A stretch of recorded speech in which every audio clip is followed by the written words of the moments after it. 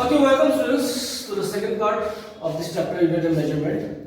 तो last class में हम लोग एसआई यूनिट तक एसआई सिस्टम तक हमने पढ़ा था. Now we are starting with advantages of SI system कि ये एसआई सिस्टम आने के बाद क्या क्या एडवांटेजेस हमें मिले. फर्स्ट वन इज कि जो हमने फंडामेंटल क्वांटिटीज का बात किया था लास्ट पार्ट 1 में, तो एसआई सिस्टम में 7 फंडामेंटल यूनिट्स थे प्लस 2 सप्लीमेंट्री यूनिट्स. वो बाद में मैं नेक्स्ट में पूरा जितने भी 7 यूनिट्स थे उसको और 2 सप्लीमेंट्री यूनिट्स थे वो डिटेल्स में मैं पढ़ाऊंगा. तो हमारे पास बहुत सारे फंडामेंटल यूनिट्स थे. तो जितने ज्यादा फंडामेंटल यूनिट्स उतना ही मेजरमेंट में easy process plus derive unit भी ज्यादा आएंगे. सेकंड, ये हम नेक्स्ट में डिटेल्स में जो 7 + 2 फंडामेंटल यूनिट्स थे सबको हम लोग डिटेल्स में स्टडी करेंगे. नेक्स्ट पार्ट जो है it's a matric system. Matric system मतलब इसको समझने के लिए अगर मैं इजी लैंग्वेज में बोलूं कि जैसे कि मीटर हो गया, अगर मीटर से आपको किलोमीटर में जाना है तो 10⁻³ या फिर किलोमीटर से मीटर में आना है तो 10⁻³ मीटर से सेंटीमीटर 10. सब देखो मीटर, सेंटीमीटर, किलोमीटर, डेसीमीटर सब 10 के मल्टीपल में हम लोग जाते हैं. सिमिलरली लीटर, मिलीलीटर इन सब में भी हम लोग 10 के मल्टीपल में ही आगे पीछे यूनिट चेंज करते हैं. जबकि जो प्रीवियस सिस्टम था या फिर दूसरे जो सिस्टम है उसमें क्या है, जैसे कि 12 इंच = 1 फुट, फिर 3 foot 1 yard, 660 yard 1 furlong, 8 furlong 1 mile. तो यहाँ पे देखिए कि लाइक 12 ये याद रखना पड़ेगा, 3 660 8 कोई रेफरेंस मल्टीपल नहीं था. पर अभी जो है वो सब 10 के मल्टीपल में जो ऐसा सिस्टम है. तो ये बहुत बड़ा एडवांटेज हुआ. Third one, it is a rational system. Now what is the meaning of rational system? इसको समझाने के लिए मैंने एक एग्जांपल लिया है. एनर्जी, एनर्जी हीट से भी इवॉल्व होता है, वर्क से भी होता है, इलेक्ट्रिसिटी से भी होता है. तो हीट से जो एनर्जी आता है उसको हम लोग यूनिट उसका कैलोरी लेते हैं. वर्क से जो आता है उसको जूल लेते हैं. तो इलेक्ट्रिसिटी से जो यूनिट आता है उसको हम लोग किलोवाट आवर लेते हैं. बट ऐसा यूनिट में क्या बोला कि एक ही चीज को, एक ही फंडामेंटल, एक ही यूनिट को, वैसे एक ही फंडामेंटल क्वांटिटी को या एक ही क्वांटिटी को बजाय कि इतने सारे यूनिट में डिफर करें, एक ही यूनिट जूल लिया गया. एनर्जी को ऐसे एनर्जी का ऐसा यूनिट हमने पकड़ लिया जूल. चाहे वो हीट से आए, इलेक्ट्रिसिटी से आए, वर्क से आए, किसी से भी आए, एनर्जी का ऐसा यूनिट है joule. And the last point, coordinate system. ये कोऑर्डिनेट सिस्टम जो है इसका मतलब ये है कि जैसे कि मान लो F = ma, 1 Newton force = 1 kg of mass और एक्सीलरेशन है इसका 1 मीटर स्क्वायर. इसको मैं ऐसे भी लिख सकता हूं कि जैसे कि 1 न्यूटन = अगर मैं यहां पे 1 की जगह पे 2 kg ले लेता और यहां पे ½ मीटर पर सेकंड स्क्वायर ले लेता तो भी ये करके 1 न्यूटन ही आता. या फिर इसको 3 × 1 में 3 भी ले सकता था, 3 kg 3 और 1/3 मीटर पर सेकंड स्क्वायर. पर ये ऐसा यूनिट का सिस्टम जो है ये इतना यूनिक है कि इसमें जो भी डिराइव्ड यूनिट आया उसमें देखा गया कि सब में हम लोग यूनिट चीज, यूनिट मतलब 1 यूनिट चीज बिठाने से वो फॉर्मूला डिराइव हो जाता था. तो हमारा ये था कि हर जगह पे हम लोग यूनिट लगाए और ये सिस्टम इतना यूनिक है कि इसमें हर जगह पे अगर हम लोग यूनिट क्वांटिटी पुट करें तो उसका फॉर्मूला आ जाता है, उसका ये यूनिट डिराइव हो जाता है. तो इसलिए इस सिस्टम को हम लोग क्या बोलते हैं, कोऑर्डिनेट सिस्टम. तो ये जो 4 पॉइंट है और भी पॉइंट्स हैं, अगर तुम लोग ऐसे लड़ाओ में देखोगे तो और भी पॉइंट्स मिलेगा. लेकिन ये 4 अगर तुम लोग सीख लो या फिर समझ लो तो काफी है. इसको ऐसा नहीं रट्टा मारना है, समझ के रख लो तो, क्योंकि इससे एग्जाम में क्वेश्चन आता है तो ये सीख सकते हो. तो ये है about the advantages of SI system. अभी हम लोग देखेंगे कि जो फंडामेंटल यूनिट्स है, 7 फंडामेंटल यूनिट्स है वो क्या क्या है. ओके, नाउ स्टूडेंट्स अभी हम देखते हैं जो फंडामेंटल क्वांटिटीज है और इनके यूनिट्स है. मैं तुम लोगों को बोला था कि 7 फंडामेंटल क्वांटिटीज है और प्लस 2 सप्लीमेंट्री क्वांटिटीज है और इनके यूनिट्स है. तो ये है वो 7 क्वांटिटी. जैसे कि लेंथ के लिए मीटर सिंबल है m, मास के लिए किलोग्राम kg, टाइम के लिए सेकंड s, इलेक्ट्रिक करंट के लिए एम्पियर a, थर्मल टेम्परेचर के लिए केल्विन के। एक चीज यहाँ पे देखना कि ये स्मॉल लेटर एम है, स्मॉल लेटर के जी, स्मॉल लेटर एस, ये कैपिटल लेटर है ए और कैपिटल लेटर के। ये कैपिटल लेटर क्यों है? क्योंकि जब कोई भी सिंबल ऐसे यूनिट साइंटिस्ट के नेम पे, नेम ऑफ द साइंटिस्ट, जब किसी साइंटिस्ट के नेम पे लिया गया तो उसको कैपिटल लिया गया। जैसे कि एम्पियर एक साइंटिस्ट का नाम था, केल्विन साइंटिस्ट का नाम था। सिमिलरली अमाउंट ऑफ सब्सटेंस मोल में डील करते हैं तो वो है mol, और लुमिनस इंटेंसिटी का यूनिट है कैंडिला। ये क्वांटिटी जो मेजर करते हैं हम लोग कैंडिला, उसका सिंबल है Cv। तो ये आप पहले लिख लो तुम लोग, ये सब ये जो 7 फंडामेंटल क्वांटिटीज है, इन 7 फंडामेंटल क्वांटिटीज के साथ बाकी सब जो है वो डिराइव कर सकते हैं आप लोग जितने भी यूनिट है।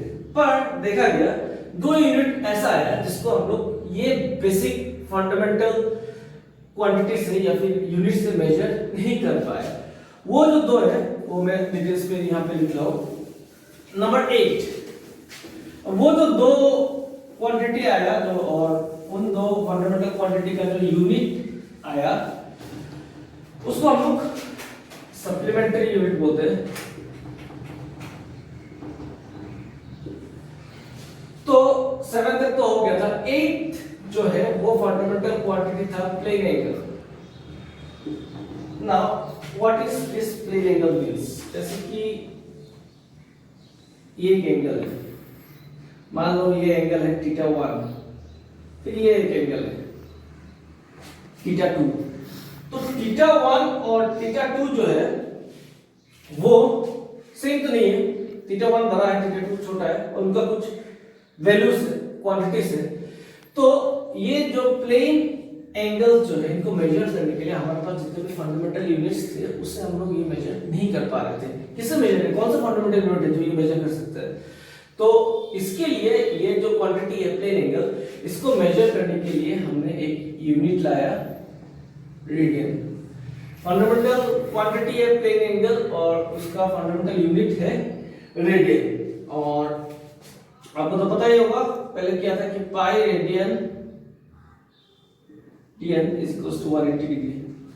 पाई radian equals to, pi radian में मेजर होता है, तो pi radian is equals to 180 degree.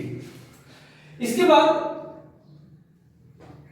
और 1 रेडियन एंगल जो है ये भी ऑब्जर्व करते हो। अगर एक आर्क है 1 का और इधर भी अगर रेडियस है, तो अगर ये आर्क r लेंथ का है तो जो एंगल बनेगा वो होगा 1 रेडियन। समझ में आ गया? 1 रेडियन कब होता है? जब रेडियस r हो, जो आर्क बना हो वो आर्क भी r लेंथ का हो, तब जो एंगल बनता है वो होता है 1 रेडियन। तो ये है 1 कॉम्प्लीमेंट्री यूनिट प्लेन एंगल। दूसरा जो है वो समझाने के लिए थोड़ा 3D में सोचना पड़ेगा। 3D में ऐसा सोचना पड़ेगा, इसको एग्जांपल में देता हूं। जैसे कि ये कोन होता है, आइसक्रीम का जो कोन होता है, ऐसा है आइसक्रीम। इसके ऊपर जब आइसक्रीम दिया जाता है तो ऐसा कुछ हेमिस्फीयर जैसा शेप बनता है। तो इसको अगर मैं ऐसा देखूं, ऐसा करके देखूं, इधर जो पार्ट है, इधर का पार्ट जो एंगल बनाता है, इसको थोड़ा 3D में समझने का कोशिश करो। ये पार्ट है और ये एंगल बना रहा है। ये जो एंगल बना है, इस एंगल को हम लोग बोलते हैं सॉलिड एंगल। अगर ये हेमिस्फीयर बढ़ता गया तो क्या होगा? ये बड़ा होता जाएगा, होता जाएगा, होता जाएगा, बड़ा होता जाएगा। उसका लास्ट में क्या बन सकता है? जैसे एक फुटबॉल हो, एक फुटबॉल, वाटरमेलन, वो सब क्या है? वो सब पूरा परफेक्ट स्फीयर है। तो ये एंगल बढ़ता गया मैक्सिमम कितना जा सकता है? पूरा एक हेमिस्फीयर बन सकता है। तो ये हेमिस्फीयर बनने के लिए, जैसे कि वॉल्यूम ऑफ हेमिस्फीयर का फॉर्मूला क्या है, या फिर सरफेस एरिया ऑफ हेमिस्फीयर का फॉर्मूला क्या है? पाई 4 पाई r स्क्वायर। और ये जो सॉलिड एंगल जो हम लोग निकालते हैं, ये सॉलिड एंगल निकालने के लिए जो फॉर्मूला यूज करते हैं और सॉलिड एंगल मेजर करते हैं, ये भी जान के रखो। जो उसका यूनिट है ये है स्टेरेडियन, STERADIN, स्टेरेडियन। ये स्टेरेडियन जो मेजर करते हैं, इसको जानना, उसको कुछ ऐसा मेजर करते हैं, is equals to surface area by radius का square, surface area by radius का स्क्वायर। तो अभी देखो ये जो एंगल बोला, अगर ये पूरा स्क्वायर बन जाए फुटबॉल का, तो क्या बनेगा? फुटबॉल का स्क्वायर का सरफेस एरिया का फॉर्मूला क्या है? 4 r², 4 बाय r² कट जाएगा 4 दैट मींस एक पूरे स्फीयर में सेंटर में जिसका सॉलिड एंगल होता है वो होता है 4 तो उसको हम लोग बोलते हैं 4 स्टेडियन। तो ये हाँ ये तो 3D में सोचना पड़ता है, तो ये थोड़ी है, इसका यूज हम उतना ज्यादा नहीं करते क्लास 11 में होता है, 12 में होता है, बट स्टिल आपको समझना बहुत ही जरूरी है। तो ये हो गया हमारा 7+2 7 फंडामेंटल यूनिट्स और 2 सप्लीमेंट्री यूनिट, 9 सप्लीमेंट्री यूनिट जो है वो सब यहाँ पे हो गए। नेक्स्ट हम लोग जो पढ़ेंगे वो पढ़ेंगे जो ये इनका जो यूनिट्स हमने पढ़ा, सारे यूनिट्स का डेफिनेशन की साइंटिफिक डेफिनेशन क्या है। ओके स्टूडेंट्स, नाउ जो ये ऐसा यूनिट है ये सब मैंने पहले यहाँ पे उसका डेफिनेशन लिख के रखा हुआ है और ये तुम्हारे एनसीईआरटी बुक में भी दिया हुआ है डेफिनेशन। मैं जस्ट यहाँ पे इसलिए लिख के इसको एक्सप्लेन कर रहा हूँ क्योंकि ये सब क्वेश्चंस आते हैं तुम्हारे स्पेशली बोर्ड्स में। तो क्लास के एग्जामिनेशन में जब ये क्वेश्चन आता है तो ये क्वेश्चन इसका जो आंसर है, ये आंसर अगर तुम रट्टा मारने जाओगे तो भूल जाओगे। और ये आंसर ऐसा भी नहीं है कि एकदम बेसिकली सब कुछ बेसिक लैंग्वेज में दिया हुआ है, नहीं।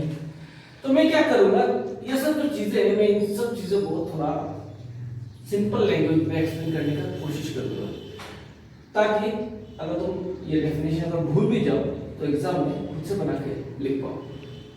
Okay, first one is metre, length का मीटर है। मीटर का डेफिनेशन देखो, it is the SI unit of length. 1 meter is defined as the length of the path traveled by light in vacuum during a time interval of this much of a second. Now ये this much में क्यों बोल रहा हूँ, बहुत लंबा number है इसलिए। सेकेंड बात कि अगर 1 मीटर का रॉड हम लोग अर्थ में मान लो 1 मीटर है, हो सकता है मून में जाने के बाद एक्सटर्नल कंडीशन की वजह से वो 1 मीटर चेंज हो जाए, तो इसको हम लोग परफेक्टली 1 मीटर नहीं बोल सकते। तो ये जो है ये 1983 में ये डेफिनेशन अडॉप्ट किया हमारे फ्रांस में उस हेड ऑफिस में। इसका मतलब ये है कि हमें पता है स्पीड ऑफ लाइट क्या है, 3.8 into 10⁸ मीटर पर सेकंड। स्पीड ऑफ लाइट 3.8 कहां से आएगा? 3 into 10⁸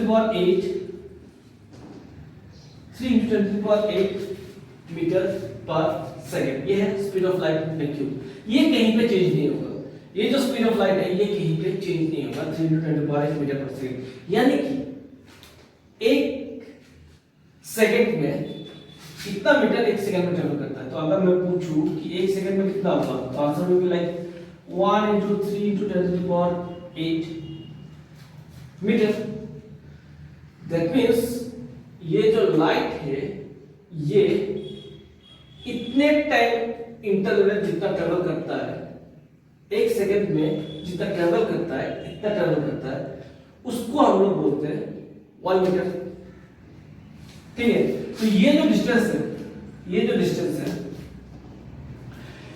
इसको, ये जो 3 है इसका एग्जैक्ट वैल्यू जो है वो ये है 299। जब एग्जैक्ट वैल्यू पे हम लोग डालेंगे तो ये वैल्यू ऐसा आएगा।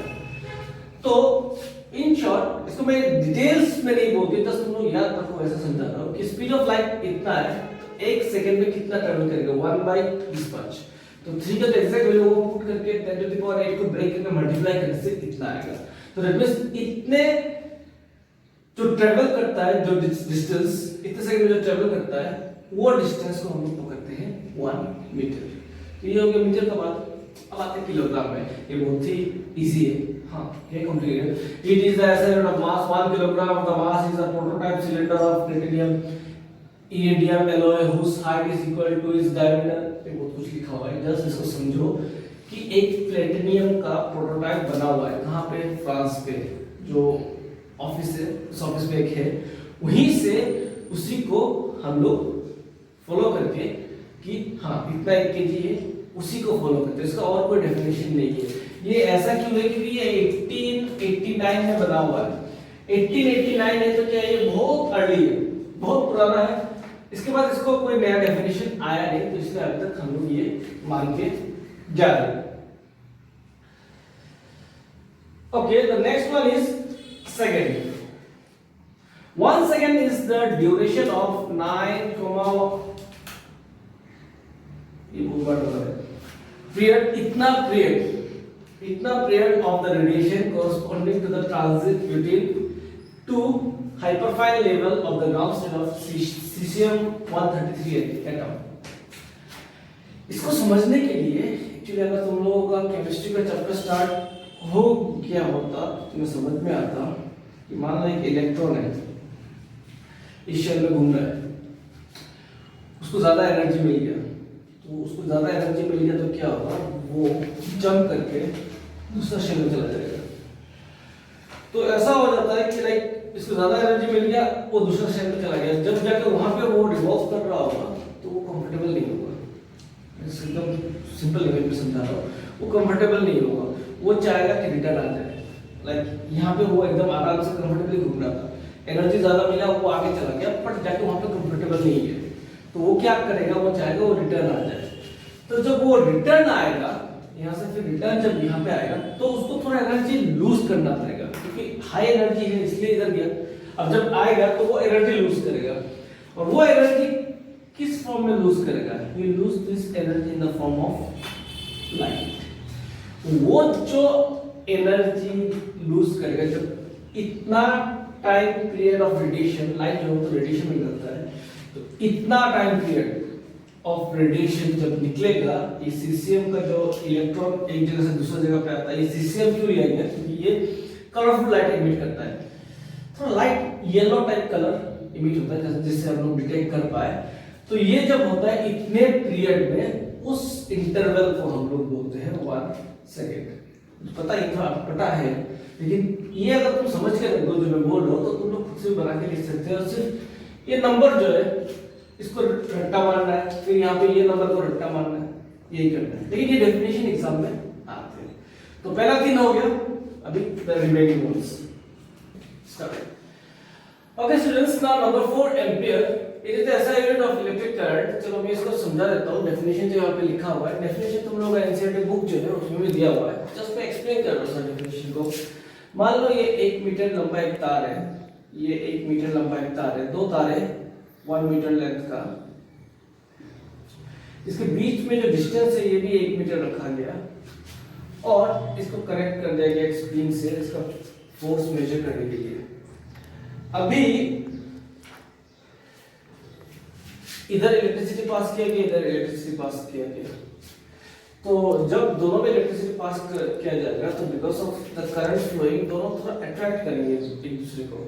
ये जो अट्रैक्शन है, एक फोर्स से अट्रैक्ट करेंगे, तो वो फोर्स जो है वो ये मेजर करेगा स्प्रिंग, और ये फोर्स जब एग्जैक्टली 2 × 10⁻⁷ होगा, ये फोर्स जब एग्जैक्टली 2 × 10⁻⁷ न्यूटन होगा, इस फोर्स के टाइम पे जितना करंट होगा उतना करंट को हम लोग बोलते हैं 1 एम्पियर। 2 लेंथ है, 1 मीटर लेंथ है, करंट पास किया, 1 मीटर का डिस्टेंस है, ये दोनों अट्रैक्ट करेगा। जब दोनों अट्रैक्ट कर रहा होगा फोर्स से, ये फोर्स जब एग्जैक्टली 2 × 10⁻⁷ न्यूटन पहुंचेगा, तब जितना करंट फ्लो कर रहा होगा उस करंट को हम लोग बोलते हैं 1 एम्पियर करंट। हो गया ampere. Now kelvin, 1 Kelvin is a fraction of 1/273.16 of the thermodynamic temperature of the triple point of water। Triple point of water मतलब अगर तुम 0 डिग्री सेंटीग्रेड या केल्विन में इसको 273.16 ले लो, उस टेम्परेचर में क्या होता है, इस टेम्परेचर में वो वाटर जो होता है वो आइस फॉर्म में भी होता है, और कुछ पिघला हुआ वाटर भी होता है लिक्विड फॉर्म में, और कुछ वाटर भाप बन के जा रहा होता है वेपर फॉर्म में। तो उस टेम्परेचर में वाटर अपना ट्रिपल पॉइंट दिखाता है, ट्रिपल पॉइंट। तो उस टेम्परेचर का जो 1/273.16 फ्रैक्शन है, उस फ्रैक्शन को बोलते हैं हम लोग 1 केल्विन।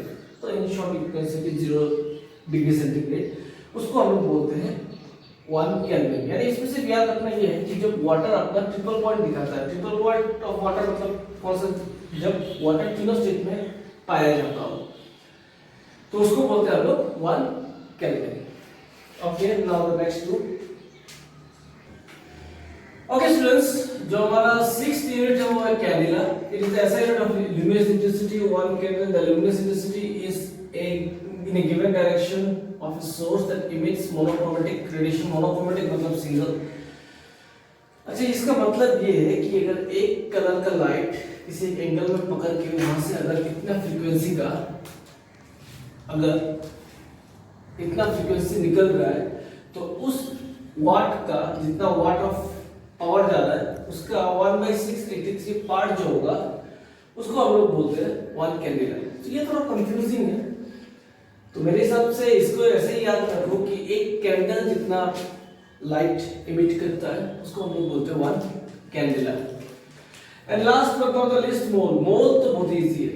मोल मतलब क्या है, तो क्लास 9th में पढ़ा होगा। 1 मोल में कितना अमाउंट ऑफ सब्सटेंस होता है, 6.023 into 10 power 23। यही है 1 mole is the amount of substance which contains as many element entities as there are atoms, 0.012 kg of carbon 12 isotopes। तो अभी हमने जो डेफिनेशंस है ये 7 फंडामेंटल यूनिट्स का वो देख लिया। इससे पहले मैंने वो जो सप्लीमेंट्री का जो रेडियन और स्टेडियन है वो तो तुम्हें बोल ही दिया था। अभी हम लोग कुछ प्रैक्टिकल यूनिट्स देखते हैं कि अगर हमें कुछ बहुत ही लार्ज डिस्टेंस मेजर करना है या फिर स्मॉल डिस्टेंस मेजर करना है तो हम लोग क्या यूज करेंगे। तो अगला जो हेडिंग है उसका हेडिंग आप लिख लीजिए, प्रैक्टिकल यूनिट्स।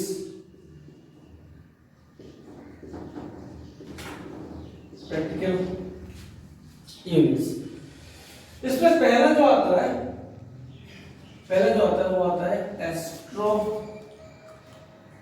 यूनिट। एस्ट्रोनॉमिकल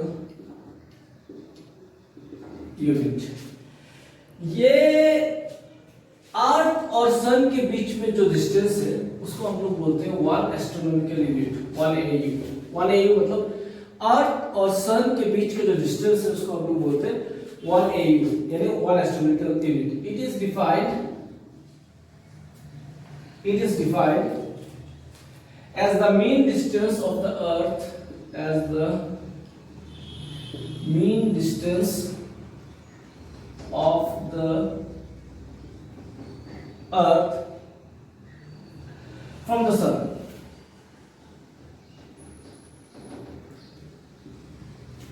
ये हो गया एस्ट्रोनॉमिकल यूनिट, तुम्हारा पहला यूनिट। जो हमारा दूसरा यूनिट है वो दूसरा यूनिट जो है वो है हमारा लाइट ईयर। लाइट ईयर मतलब अगर लाइट जो 3×8 मीटर पर सेकंड स्पीड में चलता है उस स्पीड से एक साल में जितना डिस्टेंस कवर करेगा उसको हम लोग बोलते हैं 1 लाइट ईयर। तो 1 लाइट ईयर का जो डिस्टेंस है वो है कि it is the distance travelled by the light, it is the distance travelled by light in vacuum in 1 year। एक साल में वैक्यूम के अंदर जो स्पेस लाइट चलता है वो अगर चलता रहा एक साल तक तो जितना डिस्टेंस कवर करेगा उसको हम लोग बोलते हैं लाइट ईयर। थर्ड जो है वो है पार्सेक। इसको पार्सेक, इसको हम लोग पैरेलैटिक सेकंड भी बोलते हैं, PARALLACTIC, पैरेलैटिक सेकंड है सेकंड, बट ये टाइम नहीं है, ये वी आर मेजरिंग डिस्टेंस। अब ये क्या चीज है, अभी मान लो ये 1 AU यूनिट है, 1 एस्ट्रोनॉमिकल यूनिट है, ये सबसे बड़ा है, इन सब में से सबसे बड़ा ये। मान लो ये डिस्टेंस अगर 1 AU है और इधर से अगर मैंने एक सेकंड एंगल लिया तो ये जो डिस्टेंस होगा वो होगा 1 पार्सेक। अब बात ये आता है कि 1 सेकेंड एंगल कैसे बनता है। तो अभी देखो 1 डिग्री जो है या फिर 1 डिग्री में होता है 60 मिनट। तो 60 मिनट को हम लोग ऐसे डैश देके रेफर करते हैं। 1 डिग्री में होता है 60 मिनट और 1 मिनट में होता है 60 सेकेंड। तो अब समझो वो जो आप लोग प्रोटेक्टर में देखते हो 1 डिग्री को अगर 60 टाइम्स डिवाइड करोगे तो आएगा आपका 1 मिनट। उस 1 मिनट को फिर और 60 टाइम्स डिवाइड करोगे तो आएगा 1 सेकेंड। इतना छोटा सा एंगल अगर उस डिस्टेंस से बनाओगे तो जो ये जो डिस्टेंस आएगा उसको हम लोग बोलते हैं 1%। And it is very very very very large. ऐसा नहीं बोल सकते कि 2% डिस्टेंस 3% 2-3% डिस्टेंस बोलोगे तो दूसरा गैलेक्सी में चला जाएगा। तो ये है प्रैक्टिकल यूनिट्स जो हम लार्ज डिस्टेंस मेजर करने के लिए अभी यूज करेंगे, बाद में भी दूसरे चैप्टर्स में यूज करेंगे। अभी जो नेक्स्ट है वो नेक्स्ट है कि अगर छोटा यूनिट्स मेजर करना है तो हम लोग क्या क्या यूज करते हैं। तो उसके लिए मैं आपको शॉर्ट फॉर्म में समझा देता हूँ ताकि आपको ज्यादा मेहनत करना ना पड़े। ये 10 की पावर में मैं समझा दूंगा तो आपको उतना ज्यादा इसको याद रखने में परेशानी नहीं होगा। जैसे कि 10 to the power minus 15 metre, इसको बोलते हैं हम लोग 1 fermi. 10 to the power minus 15 metre को बोलते हैं हम लोग 1 फर्मी। फिर 10 to the power minus 10 metre, 10 to the power minus 10 metre इसको बोलते हैं हम लोग 1 एंगस्ट्रॉम। एंगस्ट्रॉम इसको रिफर करते हैं सर 1 एंगस्ट्रॉम, ऐसे रिफर करते हैं इसको 1 एंगस्ट्रॉम। फिर 10 to the power minus 9 metre को बोलते हैं हम लोग 1 नैनोमीटर। नैनोमीटर और 10 to the power 6 minus 6 metre को बोलते हैं हम लोग 1 माइक्रोन। तो छोटे छोटे डिस्टेंस को लेंथ को डिस्टेंस नहीं बोल सकते, उसको लेंथ को मेजर करने के लिए जो यूनिट यूज करते हैं ये 4 अगर आप जान लो तो ये काफी है। अगर 10 to the power minus 15 metre हो गया तो वो 1 फर्मी है, 10 to the power minus 10 metre हो गया तो वो 1 एंगस्ट्रॉम है। इसको याद रखते हैं, हम लोग बहुत ज्यादा यूज करते हैं 1 एंगस्ट्रॉम। ये आगे वेव्स वगैरह जब भी पढ़ेंगे तो इसका रेफरेंस बहुत ज्यादा आएगा। फिर नैनोमीटर तो जब पहले भी आपने सुना होगा 10 to the power minus 9 metre और माइक्रोन भी सुना होगा 10 to the power minus 6 metre. तो ये सब हो गया हमारा प्रैक्टिकल यूनिट। तो हमने यहाँ पे जितनी भी फंडामेंटल क्वांटिटी से यूनिट से फिर यूनिट्स का डेफिनेशंस जो है ये सब हमने इस पार्ट में किया। फिर प्रैक्टिकल यूनिट भी यहाँ पे किया। नेक्स्ट जो पार्ट आएगा उस पार्ट में हम लोग पैराडाइक्स मेथड है, उसमें से बहुत सारे कुछ न्यूमेरिकल्स भी होते हैं जो तुम्हारे एनसीईआरटी बुक में दिया है, वो सब हम लोग करेंगे और ऑर्डर ऑफ मैग्नीट्यूड जो है उसको भी करेंगे। Till then bye bye.